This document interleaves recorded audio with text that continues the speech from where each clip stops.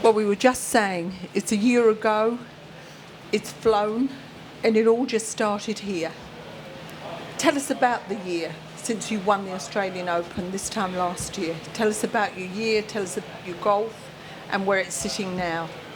It went by very quickly, but it was a really good year. All kick-started this week.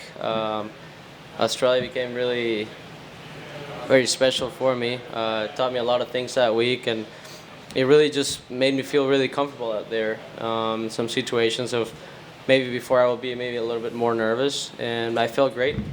Played some solid golf all year, and really happy with the results. And you played in the Pro-Am today.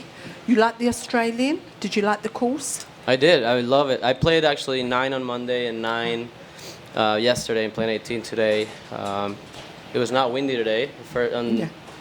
What was it?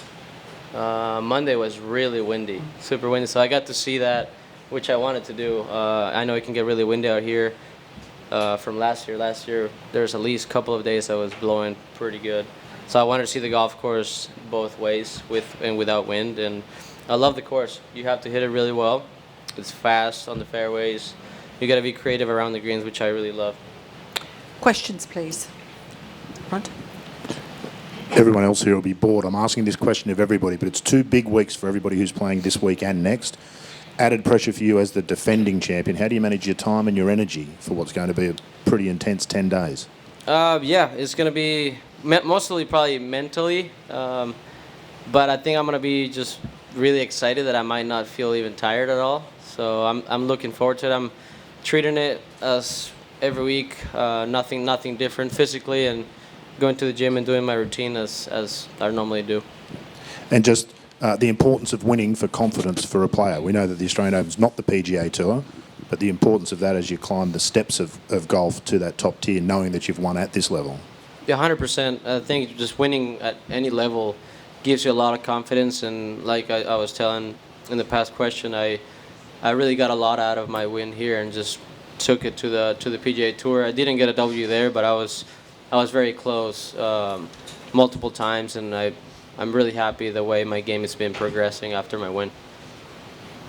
With all of the President's Cup players in the field this year, how much more difficult do you think it will be to win the title this year, and does it change your mindset going into it as a defending champion against a world-class field?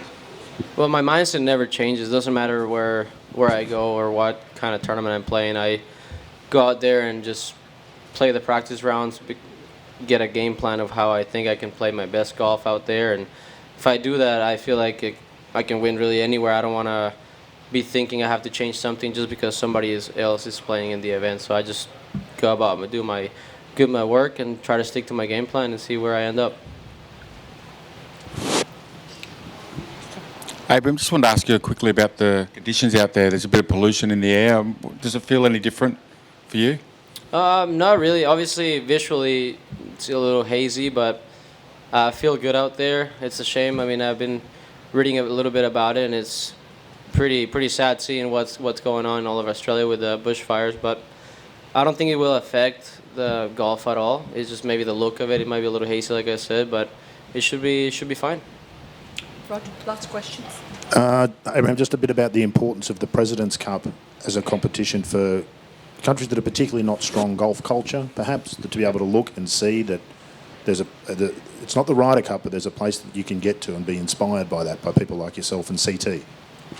For sure. I mean, I was growing up watching those matches when I was little. It was insane just how exciting it was to watch them, and now being able to be a part of it, it's pretty incredible. So I'm really happy about that, and just hopefully showcase a little bit of where you can get for Mexican golf. And I mean, the game is growing a little bit more now, which is nice to see, but we want to get that a little bit better and faster. So this will hopefully help a little bit. Last question, thank you. There's a sort of extra level of credibility about winning a national open. Apart from what happened here and the awards and everything, when you went back to the PGA, when you went back to Mexico, what was the best thing that came out of winning the Australian Open? Well, like I said, it was just I felt really comfortable out there and maybe some events that was before my win, I was like, I was maybe a little bit not nervous, but just I wasn't in that situation before. So being able to have I think it was a 4 or 5 shot lead on the last day and playing good, solid, and in tough conditions, that Sunday just got me prepared for being in other situations that I felt really calm. That I was like, you know what, I feel good about being on the hunt or being on the lead. Wasn't nervous, or if I was nervous, I was able to control it, which I think that was the biggest part that I got from this win. What about from other players? Did anyone say anything to you? Were the Aussies more friendly to you after they'd won it when you went back to the PGA? Well, obviously I got a lot of people congratulating me, which was really nice, and just the history of this event is huge. The names that have won it, so having my name engraved in the trophy, and just looking at all the names was really, really special, and just a lot of people just congratulating me because it's a big win. Thank you, Abraham. Maybe we'll see you here Sunday. That would be nice. Thank you. Thank you, ladies and gentlemen.